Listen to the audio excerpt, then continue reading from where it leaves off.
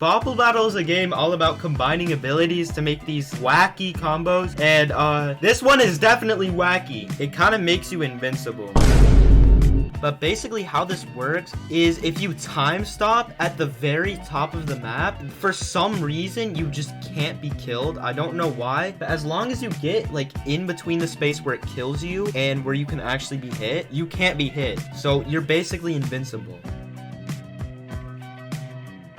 This right here is just like a basic combo for this. It's just time stop, push, and bow. And you can see if we push a platform to protect ourselves, we're basically unkillable. You can see he tries to kill us, but he can't hit us, right? And the main use is the platform, but we don't actually need it. As long as we stay in that position, he can't kill us.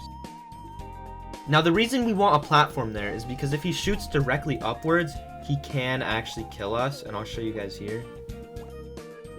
You know you've done it right if you see the arrow at the top shaking. In some of these clips, I don't do it right. If you don't do it right, you need to try again because people will be able to kill you. How I recommend you do it is you push up as far as you can.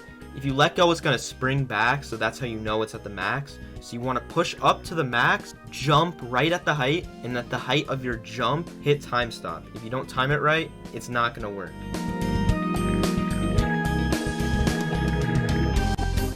Let's talk about combos. Anything that kills technically works, so I'm not going to go over every single one, but here are some of my favorites. First of all, we have bow and push. I already used it at the beginning, so I'm not going to talk about it again. Another one is time stop, push, and shrink. This is mainly for people who struggle with the timing. Shrinking the platform makes you move faster, so you can actually get out of bounds easier compared to if you move a heavier platform. You could also try dash. It's the same idea, but it basically just helps you get up easier if you can't time it right. And these actually seem a little bit useless because there's no kill. It's basically time stop, which you already used, move or push, and then dash. But the push is actually even better because it's super toxic. Because instead of just killing somebody conventionally, you move all the platforms from underneath them. And I guarantee you, if you do this, people are gonna rage quit. You could also use platform instead of push. It has a way longer cooldown, which I don't really like, but it does the same thing and you get a lot more control. So if you want that option, it's available. Beam plus time stop. I feel like this pretty much speaks for itself, but I do also think I need to kind of add something. So I tend to use platform for this because you can usually kind of get away with the time stop. And then another thing you can do with beam is because time is frozen, you can use it sort of like the stasis in Breath of the Wild and push the platforms away from people, which isn't as effective as just killing them, but it's a lot more funny.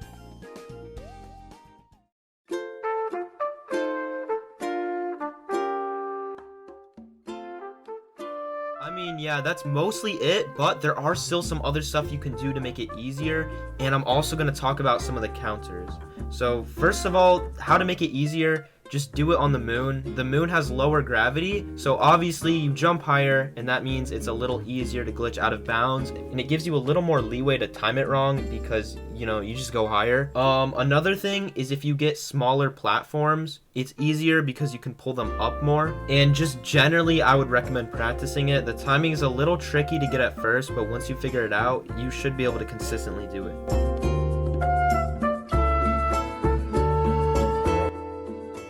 Counters, let's talk about that. If somebody uses this against you, how do you defend against it? Well, probably the first and easiest is just to use the exact same combo. If you're already time stopping, they can't really time stop against you, right? Next one is pretty simple again, just use blink.